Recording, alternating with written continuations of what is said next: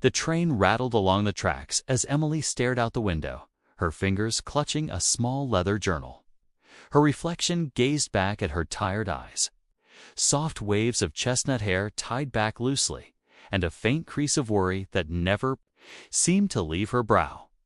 She was 32 now, living in New York, but returning to her hometown of Manchester, England. For the first time in over 10 years. 10 years of silence. 10 years of running.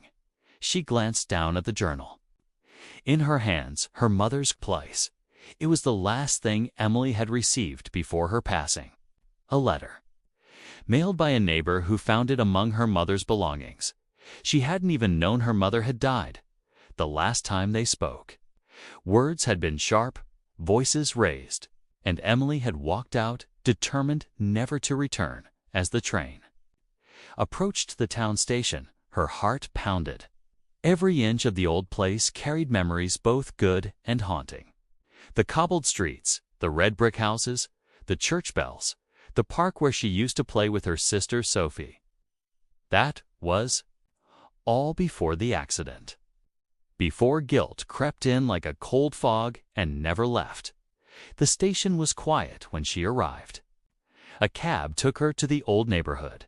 As they drove, she noticed how little had changed. The bakery still stood on the corner. Mrs. Bailey's antique shop looked exactly the same, and the street where she grew up still had the crooked fence. Her father never fixed. Her childhood home was smaller than she remembered. Weathered, the paint peeling but still standing tall. She stepped out of the cab and paused. The door creaked open. Inside, the air smelled of dust, old wood, and faint lavender, her mother's favorite scent. Memories hit her like a wave. The hallway where she used to line up shoes neatly. The kitchen table where they shared hot tea on rainy mornings. The stairs where Sophie used to sit and sing softly to herself. Sophie, even thinking her name stung. Sophie had been the light in their home until the day the car slid off the road. Emily was driving. She was only 17. Sophie was 12. The grief that followed shattered their family. Her father withdrew into silence. Her mother tried to hold on, but the blame hung in the air like heavy smoke. Emily could never forget the look in her mother's eyes after the funeral. She was just a child. Her mother had whispered one night, eyes brimming with tears, "You should have driven slower." Emily had screamed, slammed the door, and never returned until now. She wandered through the rooms, touching old furniture, tracing the edges of framed photos on the walls. In the living room, she opened the leather journal. Inside, pages were filled with her mother's slanted handwriting. "I miss them both. Sophie, my sweet girl. And Emily, who doesn't know how much I love her even now." Emily swallowed. Blamed her, and I was wrong. She was only a child herself. We both lost someone that day. Her fingers trembled as she turned the pages. Sometimes we hold on to pain because we think it's all we have left. But pain isn't love, and guilt isn't memory. Letting go doesn't mean forgetting it, means remembering without the weight. Tears rolled down Emily's cheeks. Mother had written this after she left. Her mother had understood. She wasn't angry anymore, but Emily was still carrying the guilt. All these years, in every relationship she ran from. In every job she quit. In every time she told herself she wasn't good enough, she closed the journal gently and pressed it to her heart. Later that evening, she walked to the nearby park. The sun dipped low, casting golden light across the fields. Children played on swings. Couples laughed under trees. Life moved on.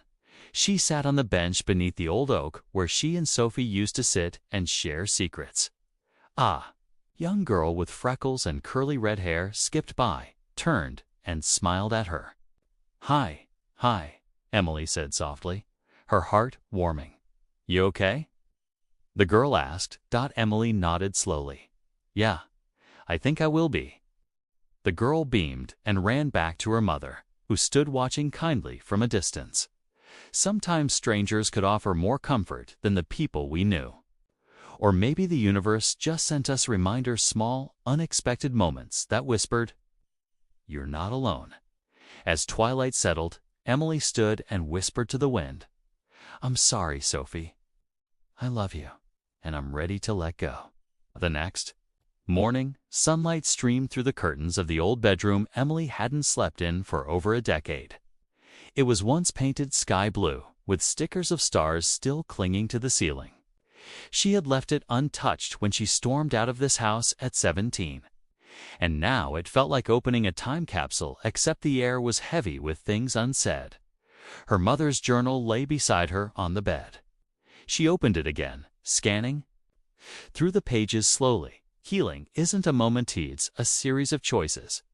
To forgive, to speak, to feel again. To try, even when you're afraid. If Emily ever reads this, I hope she knows I never stopped loving her. I wish I had said it more.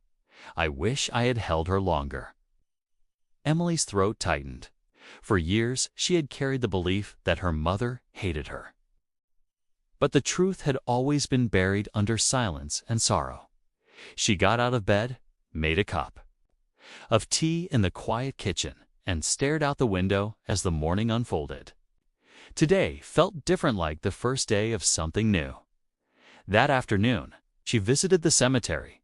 It took her a while to find the gravestone, her mother's name etched softly into the gray marble. A few rows over was Sophie's. The sight of both names side by side made her chest ache. She knelt between the graves and let the silence speak. "I've been angry," she admitted aloud. "At myself, at you, at the world." A soft breeze danced through the trees. "I thought leaving would fix things, but it only made the pain grow louder." She pulled out the journal and placed it gently beside the headstone. "You wrote what I needed to hear, even if it's too late to hear it from your voice." For a long time, she sat there, quiet, present, no longer running. Then, in a whisper, she added, "I forgive you, Mom. I hope you forgave me too." In the days that followed, Emily didn't rush to leave. She stayed, walked around town, visited her old school, and reconnected with neighbors who remembered her as the shy but bright teenager with dreams of writing novels. One day, the local cafe, she ran into Mr. Tomlinson, her high school English teacher. He blinked in surprise. "Emily Carter," he said, adjusting his glasses. She laughed. "Still remember me?" "Of course. You were the one who turned in poetry assignments weeks early." His eyes softened. "I heard about what happened. I was very sorry." Emily nodded. "Thank you. I've been working through it." He smiled gently. "Us can do." He paused, then said, still writing. She hesitated, then admitted, "Not in years. I stopped after ... everything." Mr. Tomlinson looked at her with the same encouraging warmth she remembered. "Maybe it's time to start again." Sometimes the best stories come from the wounds we think have broken us. The words lingered with her. That night, back at the house, she opened her laptop, dusty from disuse, and stared at a blank document. Her fingers hovered over the keys. She thought of Sophie, her mother's words, of the journal and its final message. Letting go is not about forgetting the past. It's about refusing to be imprisoned by it. And she began to type. 2 months later, back in New York, Emily sat in a cozy bookstore cafe. In front of her was a manuscript, her first in years. She titled it, "Letting Go of the Past." She had written it not as a novel, but as a memoir. It was raw, vulnerable, and real. Her therapist, whom she had started seeing after returning to the city, called it a rebirth. The story wasn't just about losing her sister or forgiving her mother. It was about finding her voice again, reclaiming her identity. And she had started a support group online for others struggling with unresolved grief. Dozens joined within weeks. People shared their own stories of guilt, estrangement, forgiveness? Somewhere along the way. Helping others helped Emily heal too. 1 year later, Maya stood in front of a small audience in London at a mental health and storytelling conference. She wore a simple navy dress, her hair now loose and wavy. She looked calm, grounded. "My name is Emily Carter," she began, "and for years I was stuck in a moment I couldn't undo. I carried guilt, anger, and shame like bricks in a backpack. But healing didn't come all at once. It came through facing the pain, reading my mother's words, and realizing that letting go isn't erasing, it's releasing." Applause filled the room. Later, a young woman approached her with tears in her eyes. "I lost my brother when I was little," she said. "I've been blaming myself ever since. But hearing your story gave me hope." Emily hugged her gently. "You don't have to carry it alone." Epilogue. Emily returned to Manchester every year now. She kept the house and turned her old bedroom into a small writing studio. She visited Sophie and her mother's graves often, bringing flowers, sharing stories, sometimes just sitting quietly under the tree. The past never truly disappeared, but it stopped defining her. Instead of being a weight, became a chapter. And Emily kept writing, not to escape the past, but to honor its hand, to help others write their next chapter too.